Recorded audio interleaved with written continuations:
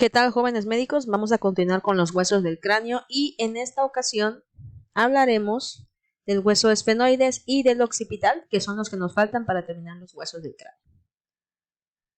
El hueso esfenoides es un hueso irregular, tiene forma como de alas de mariposa, en otros libros lo mencionan como murciélago. Está localizado entre los huesos frontal, occipital y temporal. Su cuerpo se va a encontrar entre las alas mayores, que aquí las vemos, y las alas menores. Y las apófisis pterigoides que están aquí abajo. Ahí entre ellas se va a encontrar el cuerpo, que es todo esto. Este hueso se considera la llave angular del piso del cráneo, ya que la mayoría de los huesos se van a articular con él.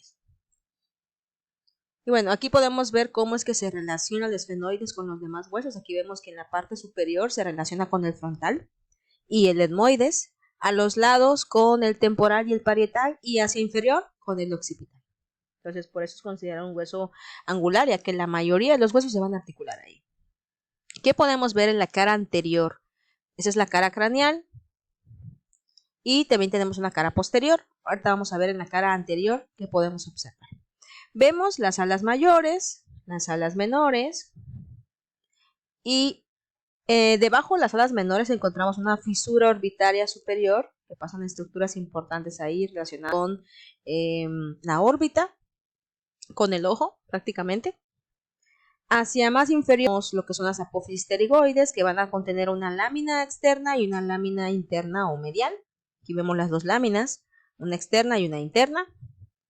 Y también vemos hacia arriba de lo que son las apófisis pterigoides este foramen que se llama foramen redondo. En algunos libros lo mencionan como foramen redondo únicamente porque más arriba se encuentra otro que es el foramen redondo mayor. En este caso, en este foramen encontramos la rama maxilar del nervio trigémino. Más hacia arriba en el cuerpo, cerca de la línea media, encontramos el foramen óptico, en el cual va a pasar el nervio óptico y la arteria oftálmica. Y más hacia arriba, como les mencioné, pues la fisura orbitaria superior, donde van a pasar vasos y nervios importantes para lo que es la órbita. En la cara craneal vamos a encontrar el yugo esfenoidal, que es como el extremo superior que va a delimitar la silla turca, en relación con otras estructuras como lo son las apófisis clinoides. Las apófisis clinoides, tanto anteriores como posteriores, delimitan a la silla turca, la cual se encuentra posterior al surco prequiasmático, donde se va a encontrar el entrecruzamiento de las fibras ópticas. Aquí tenemos el ala menor, como les mencionaba, el ala mayor, y entre el ala mayor y el ala menor, que es esta, vamos a encontrar la fisura orbitaria superior. También hacia abajo tenemos el foramen redondo mayor, que ya lo mencionamos, y aquí están las apófisis clinoides anteriores y hacia abajo las apófisis clinoides posteriores, y aquí podemos verlas, anteriores y posteriores. Entre estas cuatro se delimita lo que es la silla turca. De hecho, aquí vemos esta estructura que sería el tubérculo de la silla, el dorso de la silla, y en el interior vamos a encontrar la fosa hipofisiaria que va a alojar a la glándula hipófisis. Por delante de la silla turca vamos a encontrar el surco prequiasmático y por arriba el yugo esfenoidal, que es como un extremo donde termina la unión de las alas menores. Y en esta ala, bueno, en esta porción inferior vamos a ver otros forámenes que no vimos del otro lado, que son el foramen oval y el foramen espinoso, en el cual también pasan estructuras importantes que vamos a ver en la siguiente diapositiva. Y aquí entre lo que terminan las apófisis pterigoides, hacia abajo, tenemos un surco pequeñito aquí, que se llama surco carotidio. Precisamente pasan vasos importantes relacionados con la carótida. Aquí lo vemos en el surco carotidio. Si recordamos, en lo que es el hueso temporal tenemos el foramen o conducto carotidio donde va a pasar la arteria carótida. Entonces precisamente este surco carotidio se continúa con él. Y más hacia atrás tenemos la língula esfenoidal, que es prácticamente como la porción más delgadita y terminal que tienen las alas del esfenoides hacia abajo.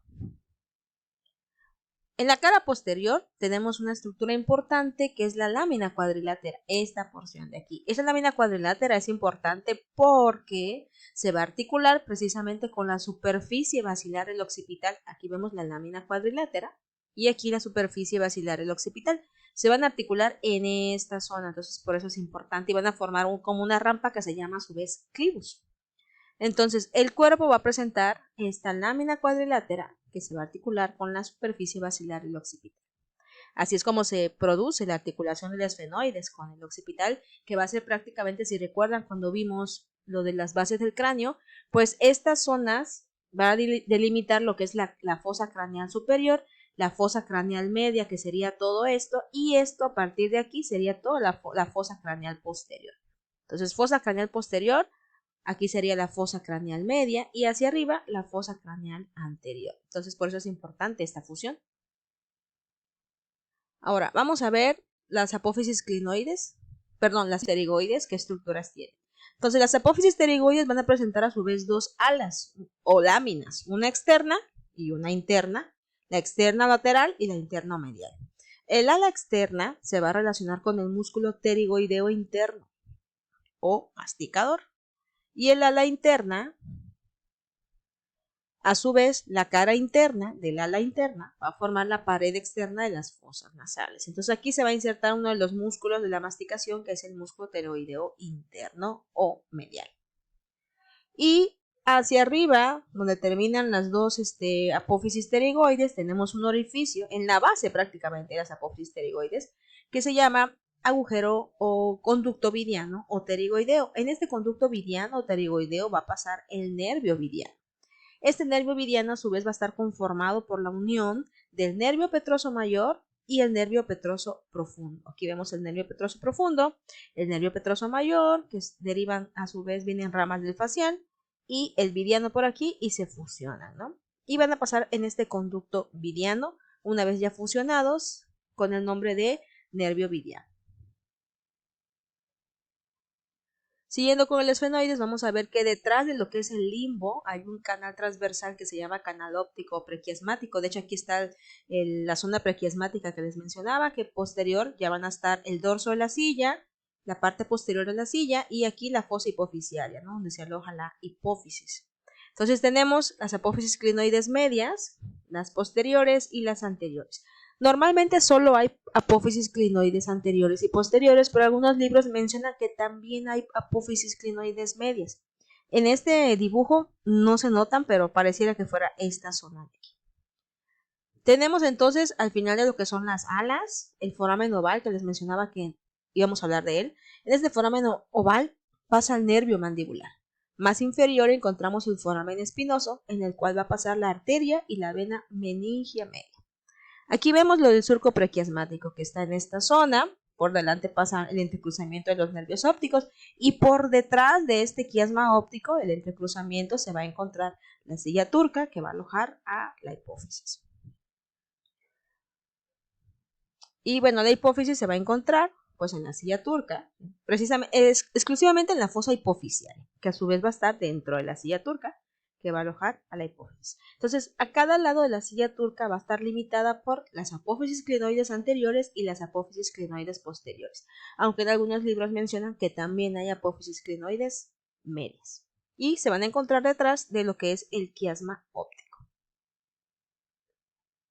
Eso sería todo en relación al esfenoides. Ahora hablaremos del occipital, que es el último hueso del cráneo. Bueno, no el último, sino el más grande del hueso del cráneo.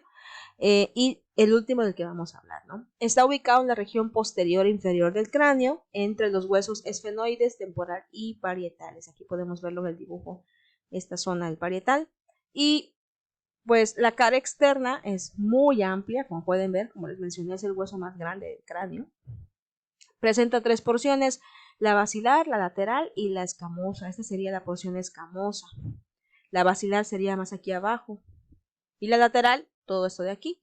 Estas 3 porciones se van a encontrar rodeando al gran foramen magno o agujero occipital, el cual es importante porque ahí pasa bulbo raquídeo, arterias vertebrales, arteria espinal anterior, nervios accesorios y algunos plexos simpáticos vertebrales. Pues es la continuación, ¿no?, de las raíces nerviosas hacia la columna vertebral, es la comunicación prácticamente entre el cerebro y la columna vertebral.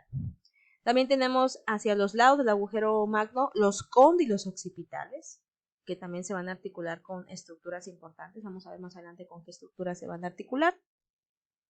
Y bueno, específicamente se tienen que articular también con el atlas, ¿no? Con el atlas, que es la primera vértebra de la columna vertebral. Entonces ahí es donde va a entrar el atlas con estos cóndilos occipitales para articularse. Y aquí atrás vemos el clivus o canal basilar que queda por debajo una vez que se articula con el esfenoides. Si recuerdan en la diapositiva que vimos, el esfenoides, que es la lámina cuadrilátera, se articula con la porción basal del basilar y forma el clivus, que es lo que vemos aquí como una rampa. En ese clivus se desliza el bulbo y la protuberancia. Ok, siguiendo con la cara externa, tenemos aquí una cresta occipital, que es esta espina que vemos, y hacia arriba de la cresta occipital vamos a encontrar la línea curva occipital superior o nucal superior, y por abajo la línea curva occipital inferior o nucal inferior. Esas dos son importantes porque ahí se insertan los ligamentos cervicales posteriores o nucales. También hacia arriba tenemos lo que es en el centro de la concha o la escama, la protuberancia occipital, que es esta zona. Si recuerdan, todos los huesos del cráneo tienen protuberancias o eminencias. Aquí tenemos el borde escamoso o concha, en el cual se va a articular con otro hueso. Y también en esta zona donde está la protuberancia se van a insertar las aponeurosis epicraneales de la galia y músculos occipital, trapecio, esternocleidomastoideo y esplenio de la cabeza. Y hacia un lado del agujero magno, arriba de los cóndilos occipitales, podemos encontrar el agujero condilio posterior, que va a dar paso a una vena condilia, o también llamada vena emisaria condilia. Y en esta zona de la línea curva occipital inferior también es importante porque se articulan los músculos recto mayor y menor de la cabeza. En la cara interna podemos ver este seno longitudinal superior que vemos aquí, que va a separar ambos hemisferios cerebrales. Y aquí tenemos la cresta occipital interna, donde se inserta la hoz del cerebro, precisamente. Y bueno, esta va a dividir o separar los hemisferios cerebelosos. Aquí se van a insertar los hemisferios cerebelosos y arriba los cerebrales. ¿Sale? Aquí va a haber un hemisferio cerebral, aquí un hemisferio cerebeloso y aquí un hemisferio cerebeloso.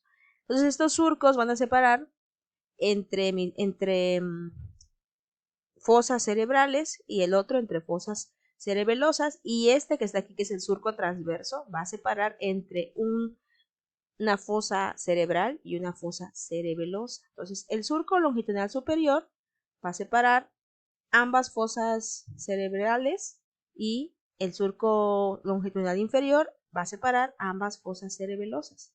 Pero el surco transverso va a separar a una fosa cerebral de una fosa cerebelosa. Y vemos cómo se forma una cruz.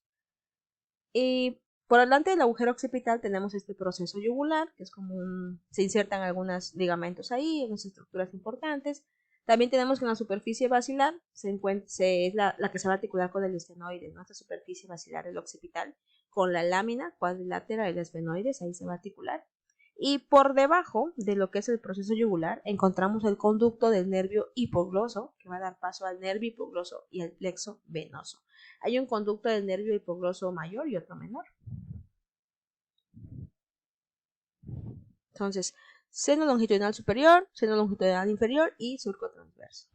Y eso sería todo en relación al occipital y al esfenoides. Continuaremos más adelante con los videos de huesos de la cara.